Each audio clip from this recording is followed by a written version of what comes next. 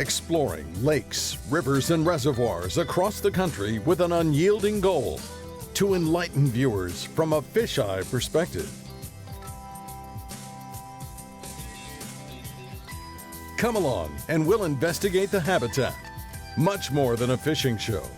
This is an eye-opening aquatic experience. Welcome to Kim Stricker's Hook and Look.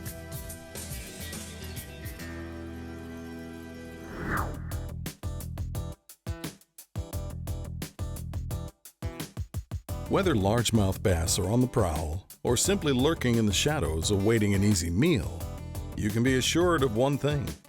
These fish are not picky eaters. On the contrary, largemouth have been known to strike at most any creature that flails in the water.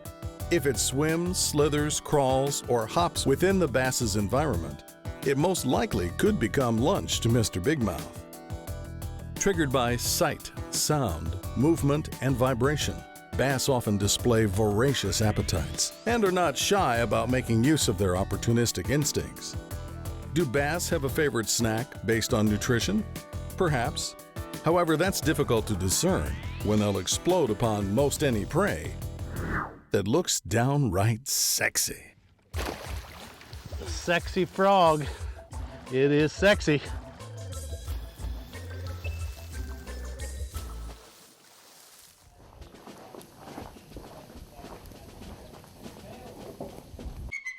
Located within the shadows of the Adirondack Mountains, Fort Ticonderoga guards the historic portage between Lake Champlain and Lake George. This historic stronghold was of strategic importance during the 18th century colonial conflicts between Great Britain and France. In May of 1775, the fort saw action once again, becoming the scene of America's first major victory in its struggle for independence. The Green Mountain Boys and other state militia, under the command of Ethan Allen and Benedict Arnold, captured Fort Ticonderoga in a surprise attack. Epic battles continue to explode today, but of a much different sort, right outside the gates of this historic fortress. Oh yeah, nice fish. Real nice fish, real nice fish. Oh yes. Lake Champlain. I wish I had my net. My net's under all our scuba tanks. Oh, come on over here, baby. Come on, I've already put one hook into me today. There we go. Nice fish. Up in the gunch. Look at all that grass. But nice fish. Boy, you got that hook there too. But those are sharp hooks that are in that frog too. The sexy frog. It is sexy. But you can see all that thick grass. That's why you got to have at least 50-pound braid to get it out. But there is a good Lake Champlain largemouth. Absolutely. Looking good. Good way to start out with an epic battle. Welcome to Hook and Look. It would appear that epic battle was a great way to start the morning. Truthfully, our filming endeavors were halted a couple hours prior by a much less fortunate hookup.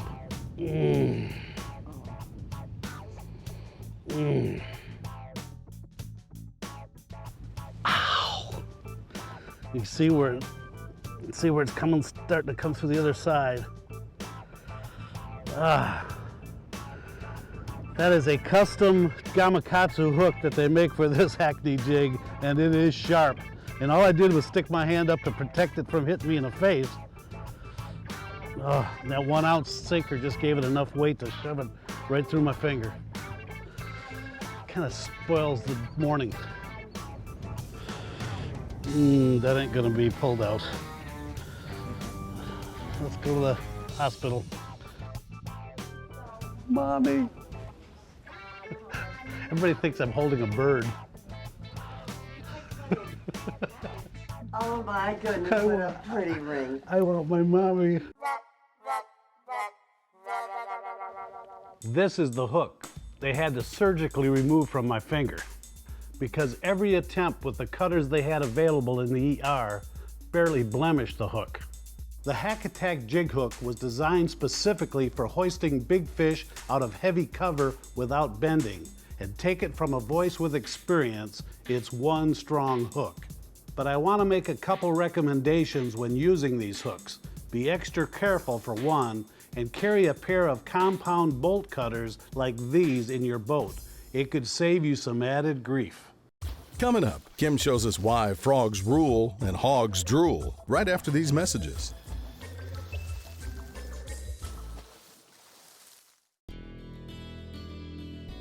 Hook and Look is brought to you by Strike King Lure Company, #1 in fishing lures. Humminbird, simply, clearly, better.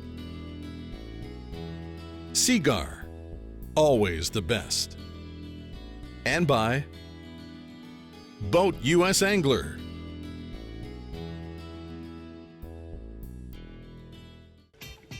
Welcome back. Following an early morning trip to the ER to have a jig hook surgically removed from his finger, Kim Stricker is back on the water, working a Strike King KVD Sexy Frog over Eurasian Milfoil beds. Watch as a tailing Ticonderoga largemouth slips across the surface and delicately engulfs the frog.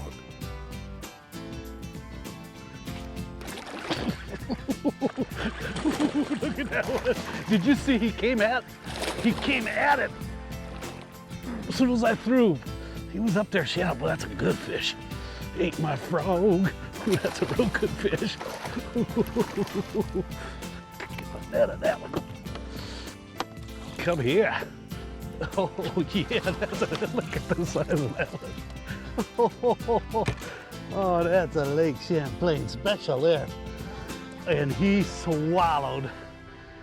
Look at the size of that. When that wind laid back down a little bit and we got some calm water, they ate it. But look how far down he ate that sexy frog. He wanted it. Man, get that out of you, baby. Oh, that's a dandy fish. That's a dandy. Let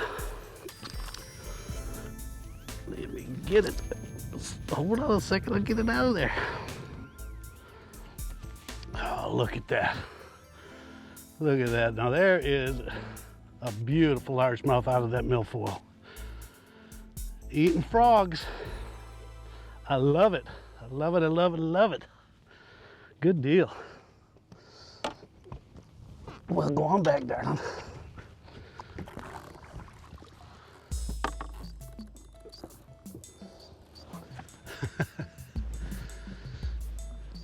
Now he was up there in that shallower grass. He wasn't out in that 5 foot, he was in that 2 to 3.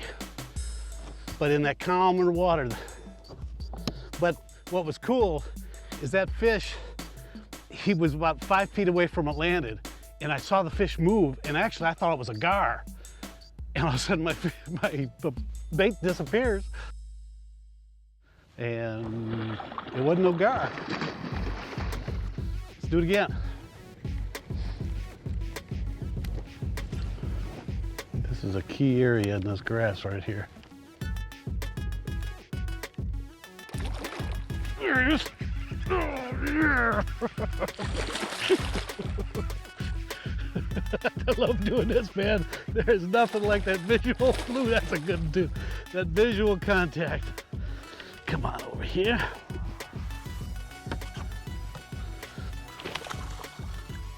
Yeah. Oh, baby. Yes. Got my frame wheel net. Look at that. Look at both hooks in them. Just love that sound. Woo. Nothing like it. Sexy frog. Thank you, fish. Appreciate it. Let's do some more of that.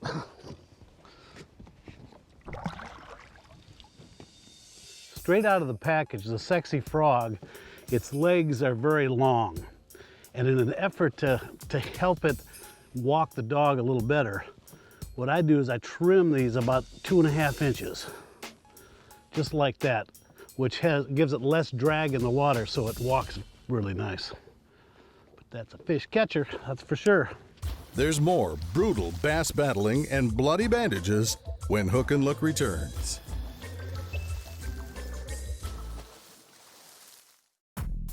Welcome back to Hook and Look. Kim Stricker is focused on his side imaging screen while idling parallel to the milfoil edge. You'll notice the scattered patches to his left and the thicker line of grass to his right. The dense milfoil wall helps filter suspended matter from the open water, in turn offering the bass clearer water within the grass.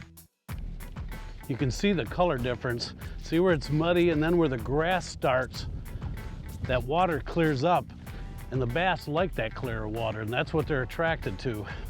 And that's one thing that's great about this Eurasian milfoil. It does clear up the water, and them largemouth love it. It might be right on that mud line. Right on that edge. Bass are edge oriented.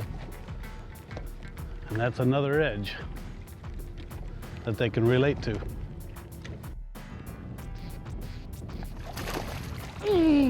Just like I said.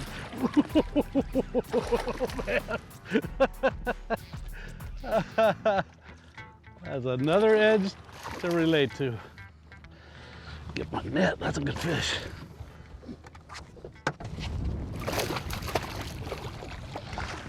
Come on to daddy. Yes, sir. There you go. Look at that. Look at, man, I mean, they just absolutely, I say it every time, they just swallow that thing. It is awesome. There we go. Oh, I say it, Eurasian milfoil, man, I'm telling you. It ain't all bad. Bass fishermen love it. It grows these. Good deal. You go back, sweetie. Eurasian water milfoil, which was once commonly sold as a popular aquarium plant, was accidentally introduced to North America many years ago and has since spread westward into inland lakes along much of the United States.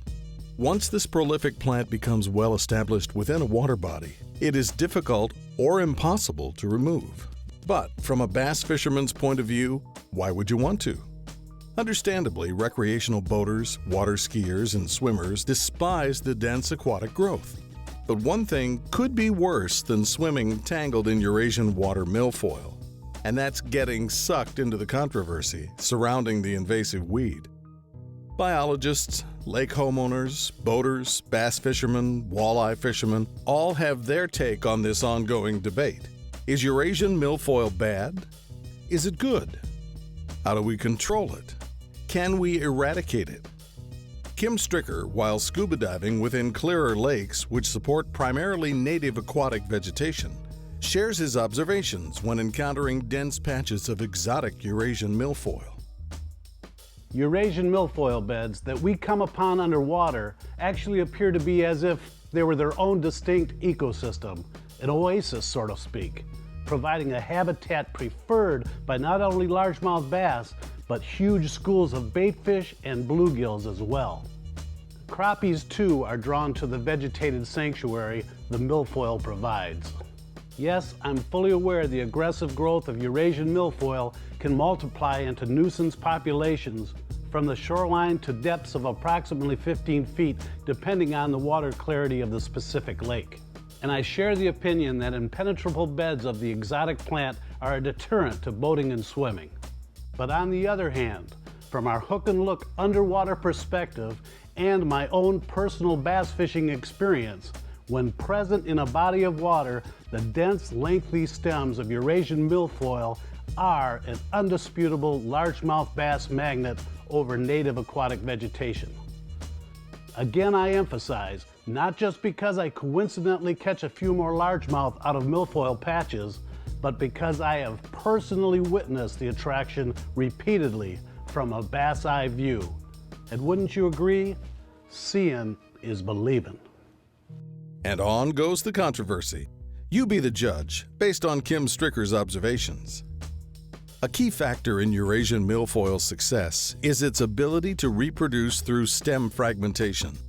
A single segment of stem and leaves can take root and form a colony. Kim recommends that you remove all grass fragments from your boat and trailer when leaving any given body of water to help prevent the spread of exotic vegetation and other aquatic hitchhikers. I try to get it to walk the dog. When you hit the grass, it's going to stop it and prevent it, but when you're in the open, little short jerks on slack line, you can get that thing going side to side, walking the dog beautifully. And as we all know, that does attract those bass.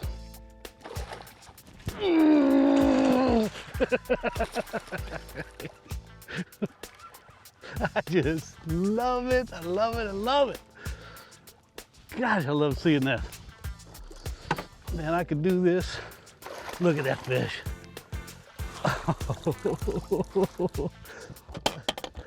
Look at how long he is. He's a little skinny, but look how long. Ticonderoga. And again, man, this is definitely one of the best frogs on the market. And you know, it's not me saying it, it's these fish saying it. Look at that. Every one is just hooked so deep. Look at that. Way back in the top of the mouth. And hooked solid. There we are. Looks like he's a little rough though. Rough for the wear, but nice fish though, no doubt. Let's let him go and do it again. They're biting in here right now.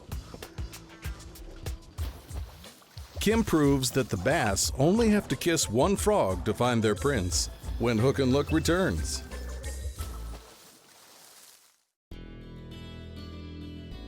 This portion of Hook and Look is brought to you by Power Pole.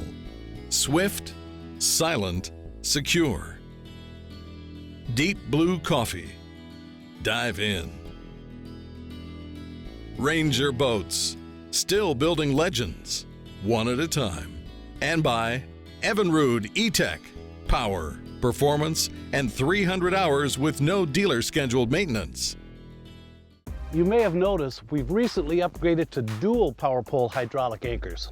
These are the new Signature Series blades, which are thinner, more aerodynamic, and the EverFlex spike folds neatly into the recessed pocket.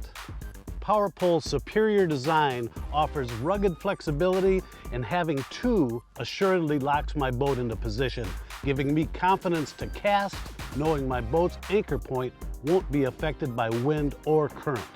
I just double tap the Sea Monster Advanced Wireless Foot Switch to swiftly extend or retract the poles. It's that convenient, quiet, and secure. There's a good one. Oh, man. Oh, nice fish. Oh, yes. My net. There we go. Yes. Man, when they want it, gotta just kill it. Oh, man. Tell me that fish didn't want it. Just inhaled it. Good 3-pounder. There we go. Nice chunk. Beautiful. But you can see, as I mentioned, you got that dirtier water, and once you come to the grass, it's clearer, and that's where they come into. They love that Eurasian milfoil. I know it's an exotic species, I know it's invasive, but largemouth bass absolutely dig it. And that's why fisheries that have it are such good largemouth fisheries. While fishing the thick vegetation, or any other heavy cover for that matter, I depend on the durability and abrasion resistance of Seagar Kanzen braided line. Its ultra thin diameter casts smoothly and cuts through the grass like no other.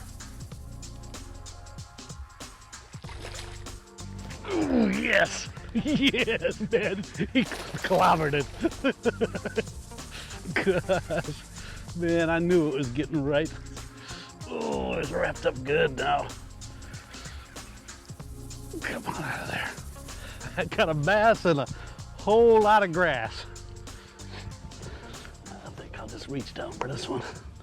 Seeing he's got a bunch of grass on him. And that's not milfoil there. But once again, that's all milfoil there. But once again, look at that. Look at how far they got it down their mouth. Not only is that telling you they just love the bait, you know you got the right color. Just killing it. There we go. Look at how fat. Solid chunks they got here. Ticonderoga. Great place for largemouth. But it wouldn't be this good. Wouldn't be this good without that. While fishing the south end of Lake Champlain, the Hook and Look crew lodged at the Best Western Plus Ticonderoga Inn and Suites, offering full-service amenities, restaurants serving early breakfast on tournament days, outside electrical outlets, and spacious parking for boats and trailers, all at an exceptional value. Be sure to tune in next week when we venture to Eagle River, Wisconsin with Evinrude Director of Marketing, Chris Berg. You'll learn an interesting fact about guarding smallmouths and receive a lesson on how to catch the finicky ones. That's all next week on